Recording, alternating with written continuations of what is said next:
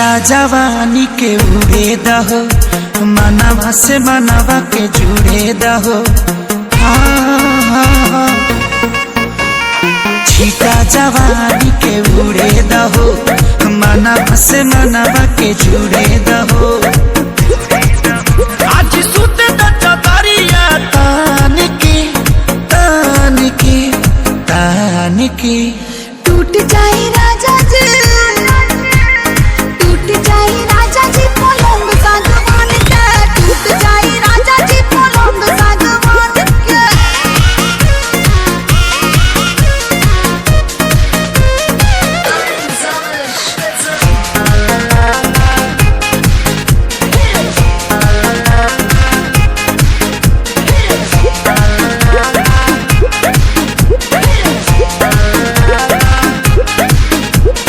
छुए द बदन की देखो न कटन की, चादर बिछा दे हनी।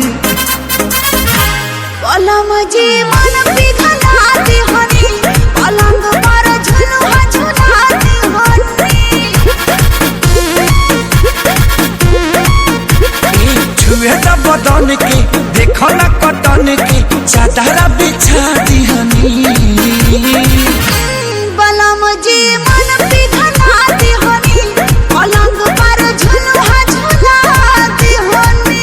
बड़ी यार बात बेड अब फान के फान के फान के। टूट जाए राजा जी, टूट जाए राजा जी पलंग सागवान के, टूट जाए राजा जी पलंग सागवान के।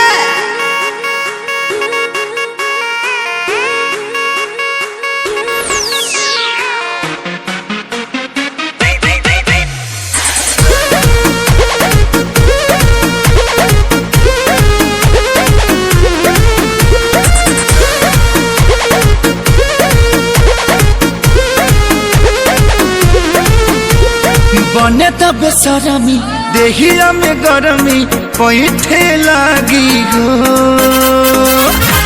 कमरिया ऐठे लागी हो, नस नस बैठे लागी हो। बने तब बेसरमी देहिया में गरमी पैठे लागी हो।